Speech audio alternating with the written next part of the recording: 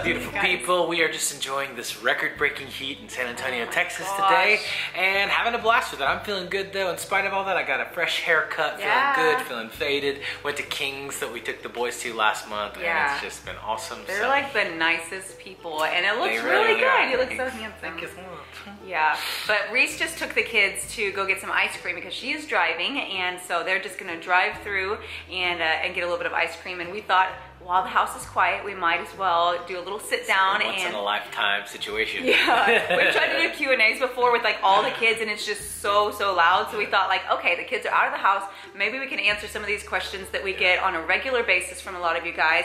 And so there's really 4 big ones that we kind of went through and saw like, okay, this question gets asked a lot. And so we're gonna kind of touch on 4 different topics.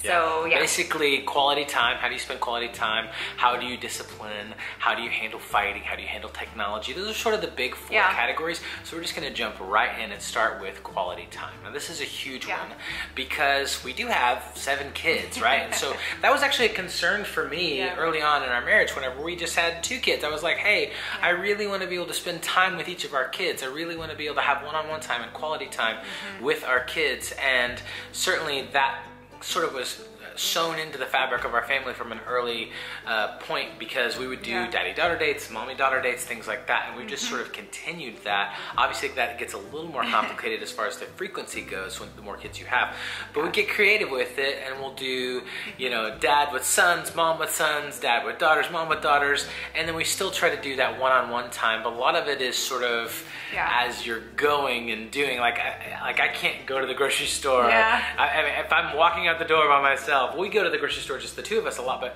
if I'm walking out the door, without fail, one of the kids comes up and is like, hey, can I go? And I'm like, sure, come on. Like, I don't need alone time. Let's go. You have alone time like at the gym and stuff in the morning. I do. But a lot of times if we're running errands and things like that, the kids want to tag along, so we'll take one at a time and let them be our helper for the day, and we can like spend time with them that way, or just going out like for dinner or for coffee or that kind of thing. Like our kids love to go to coffee shops and pick out a special treat and that kind of thing. So we do a lot of that. But you do have to be very purposeful, very intentional, and very intentional. So that's something we try to do on a pretty regular basis. So that takes us to our second topic, which is discipline. How do we discipline our kids? People ask this question a lot. They're very curious about how do we discipline our children. And I want to say from the beginning that I think it's so important for every time that you need to discipline your kids, that you have so many more times that you are able to encourage them and see the good and be able to build them up and say like, hey, I noticed that you were being really kind there, or you were sharing really nicely with your siblings, or that kind of thing. Just really recognizing and calling out the good and their strengths. And so that when you do have to discipline them, they know it's coming from a place of love and safety, that we are just running what is best for them. And so if we have to correct a behavior, it's done in gentleness and not out of anger. And so we definitely try to do it through that lens. And you said the phrase correct a behavior. I want to make a big distinction here between discipline and punishment, right? We're not punishing our kids. We're not trying to make them feel bad. We're trying to help disciple them into right thinking, right behaving, right beliefs, right? Not necessarily trying to change their behavior modification or whatever, but to help get to the root of what is it that they're believing that's causing them to do a certain thing, or believe or think the wrong thing about this or that. And so really our hope is to disciple them into right thinking and right acting. And so a lot of the time that happens from going to them and helping them to recognize where they went wrong, what were they thinking about. And we do that a lot through removing privileges, and a lot of times through technology, right? And so we've noticed a lot of times with technology that can kind of be the source of a lot of issues that we would have. So if kids are being really impatient or maybe frustrated or arguing, a lot of times that comes back to if we're using devices, that kind of thing. And so a lot of times if we are able to just say, hey, let's take a break from that, let's calm down, let's kind of have some quiet time where we can kind of think through, why are we feeling this way? And also we try to make sure that we're not just like handing out sentences to our kids where we're like, okay, if you're having this removed for this amount of time, like we want to go to them and have conversations where they feel heard and they feel valued, like we are understanding where they're coming from. And so it can be an ongoing conversation, and I find that that is really good at helping build mutual respect, because we can listen to them, they can listen to us. And so that's really kind of the perspective of how we want to discipline our kids. Yeah, and that's really a great kind of jumping off point to our third section, which is technology, right? Yeah. So technology can be a huge blessing, right? It's got all these benefits, all this potential, all these possibilities, but it also has a weight to it, right? It's like you can do so much good with it, but it can also become very addicting. It can really reprogram a lot of your neural pathways. It can do a lot of things that are maybe not quite so healthy. And so one of the things with this is that it starts with us, right? It really does start with us. Modeling. And how do we model healthy behavior with technology for our kids? So for starters, I think like we always want to give our kids the dignity of our eyes, right? Not us looking down at our devices, but like looking at them and them looking at us in the eye when we're talking to them. We want to communicate to them they matter, they're important, right? And so that can be very difficult for even us sometimes, because like for me, so much of my job is done on my phone, it's done on my computer. And so our kids have the right, sort of that reverse discipline, right? They have the freedom to come to us and say, hey, Dad, like you're really, I feel like you're really addicted to your phone and I'm not getting your attention like I need it. And that's really heartbreaking for me, right? Because I never want to be a distracted or disinterested dad. I want to be very present. I want to be with them. And so in the same way, that's an ongoing conversation that we have with them. They can come to us and we can also talk to them about that. But that earns us trust sort of whenever we go to them and say, hey, look, you know, this is out of balance a lot of balance here.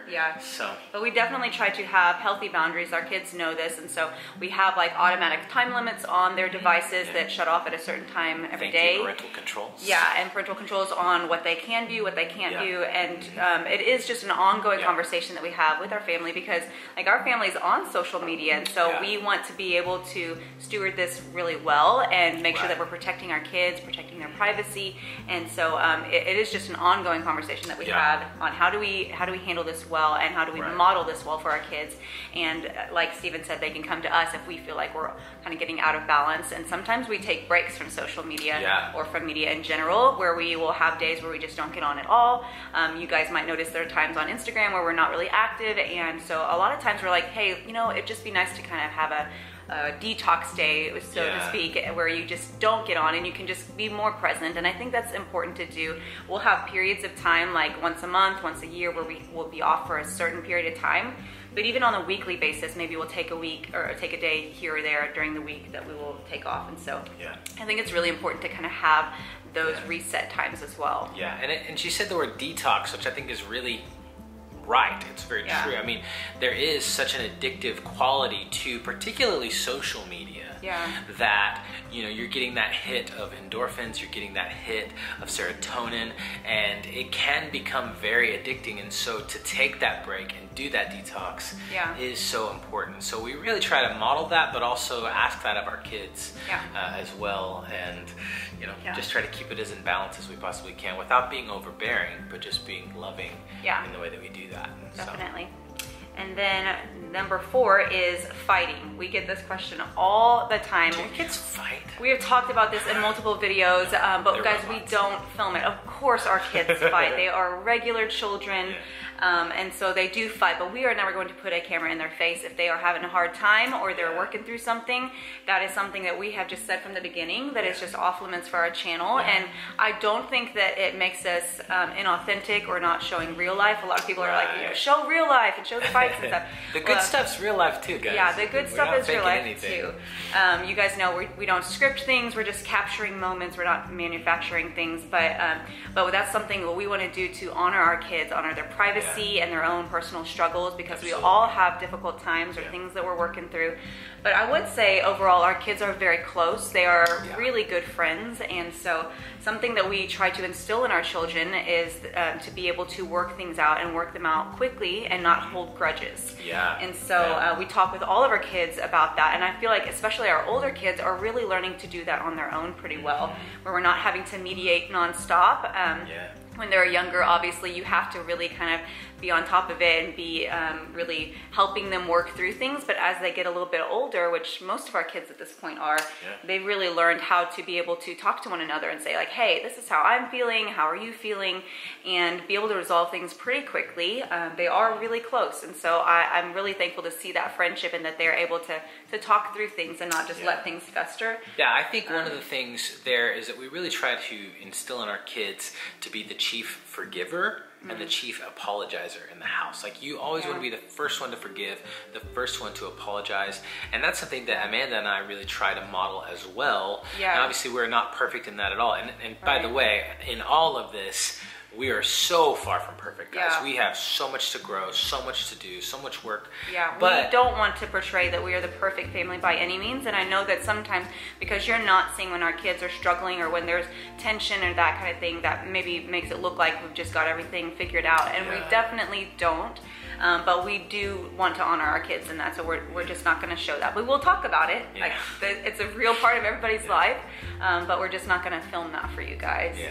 But yeah, we do want to model that for our kids, and so that means like we're modeling. There are times where we have to come to our kids and say, hey, we did something wrong, or we really messed up here, and apologize to them too. And so hopefully they're seeing like mom and dad aren't perfect, but when we make mistakes, we can acknowledge it and we can apologize.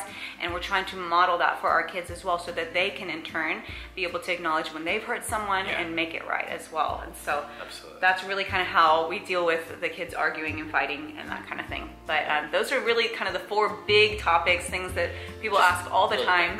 Yeah.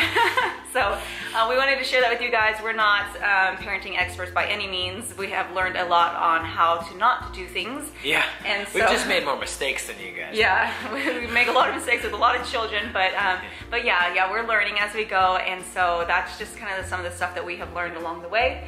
And so we wanted to share that with you guys, and we love you guys so much. Thanks for tuning in to our little TED Talk. We should totally do a TED Talk. Oh my gosh, what would we say? I don't know what we would say. I know. Anyway, we love you guys. We love you. We'll see you next time. Bye. Bye. For your name's sake, you will lead me